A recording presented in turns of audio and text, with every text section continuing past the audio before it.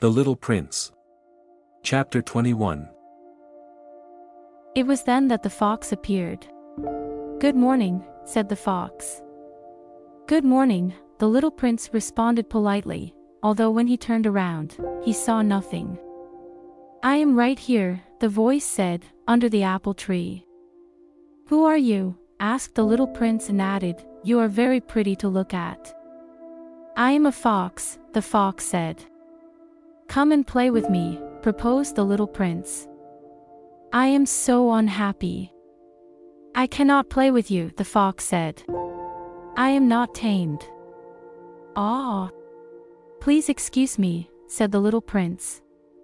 But, after some thought, he added, "What does that mean, tame?"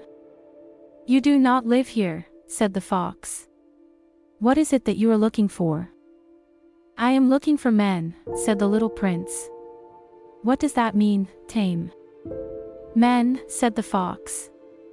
"They have gun, and they hunt. It is very disturbing. They also raise chickens. These are their only interests." "Are you looking for chickens?" "No," said the little prince. "I am looking for friends." "What does that mean, tame?" "It is an act too often neglected," said the fox. "It means to establish ties." "To establish ties." "Just that," said the fox. "To me, you are still nothing more than a little boy who is just like 100,000 other little boys. And I have no need of you. And you, on your part, have no need of me. To you, I am nothing more than a fox like 100,000 other foxes. But if you tame me, then we shall need each other. To me, you will be unique in all the world. To you, I shall be unique in all the world." "I am beginning to understand," said the little prince. "There is a flower. I think that she has tamed me." "It is possible," said the fox. "On the earth, one sees all sorts of things." "Oh, but this is not on the earth," said the little prince. The fox seemed perplexed and very curious. "On another planet?" "Yes." "Are there hunters on that planet?" "No." "Ah, that is interesting. Are there chickens?" "No." "Nothing is perfect," sighed the fox. But he came back to his idea. "My life is very monotonous," the fox said. "I hunt chickens, men hunt me. All the chickens are just alike, and all the men are just alike. And, in consequence, I am a little bored. But if you tame me, it will be as if the sun came to shine on my life. I shall know the sound of a step that will be different from all the others. Other stops send me hurrying back underneath the ground. Yours will call me, like music, out of my burrow. And then look, you see the grain fields down yonder. I do not eat bread. Wheat is of no use to me. The wheat fields have nothing to say to me. And that is sad. But you have hair that is the color of gold. Think how wonderful that will be when you have tamed me. The grain, which is also golden, will bring me back the thought of you. And I shall love to listen to the wind and the wheat." The fox gazed at the little prince for a long time. "Please, tame me," he said. "I want to, very much," the little prince replied. "But I have not much time. I have friends to discover, and a great many things to understand." "One only understands the things that one tames," said the fox. "Men have no more time to understand anything. They buy things already made at the shops. But there is no shop anywhere where one can buy friendship, and so men have no friends anymore. If you want a friend, tame me." "What must I do to tame you?" asked the little prince. "You must be very patient," replied the fox. "First, you will sit down at a little distance from me, like that, in the glass. I shall look at you out of the corner of my eye, and you will say nothing. Words are the source of misunderstandings. But you will sit a little closer to me, every day. The next day the little prince came back. It would have been better to come back at the same hour, said the fox. If, for example, you come at 4 o'clock in the afternoon, then at 3 o'clock I shall begin to be happy. I shall feel happier and happier as the hour advances. At 4 o'clock, I shall already be worrying and jumping about. I shall show you how happy I am.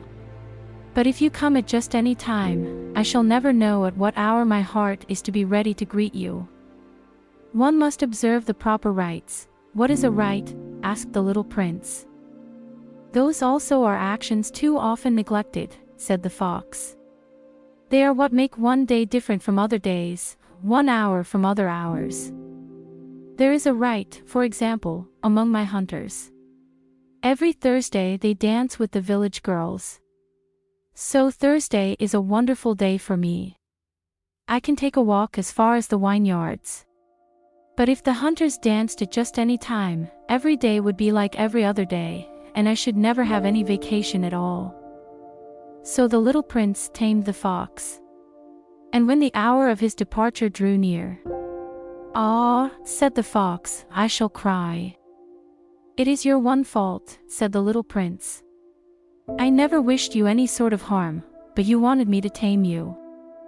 "Yes, that is so," said the fox.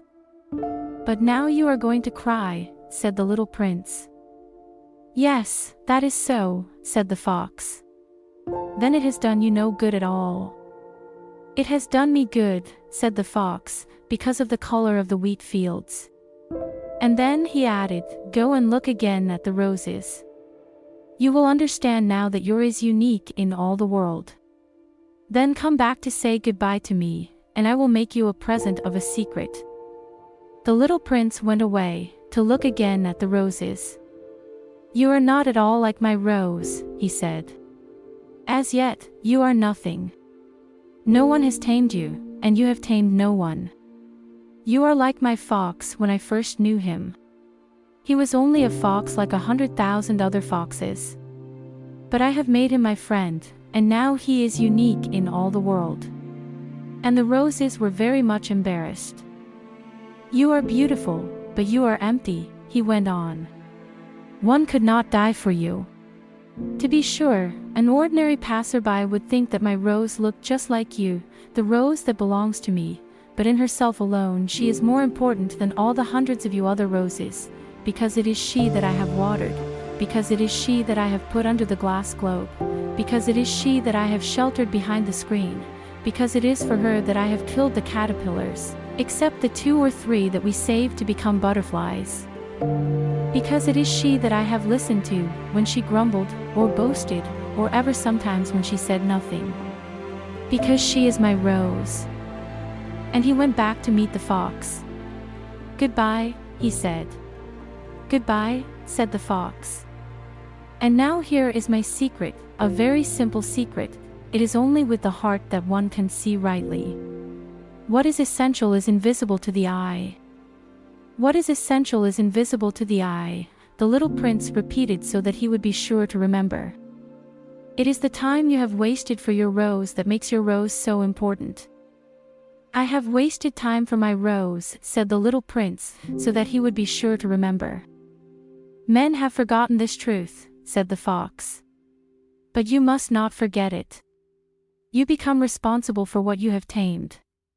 You are responsible for your rose."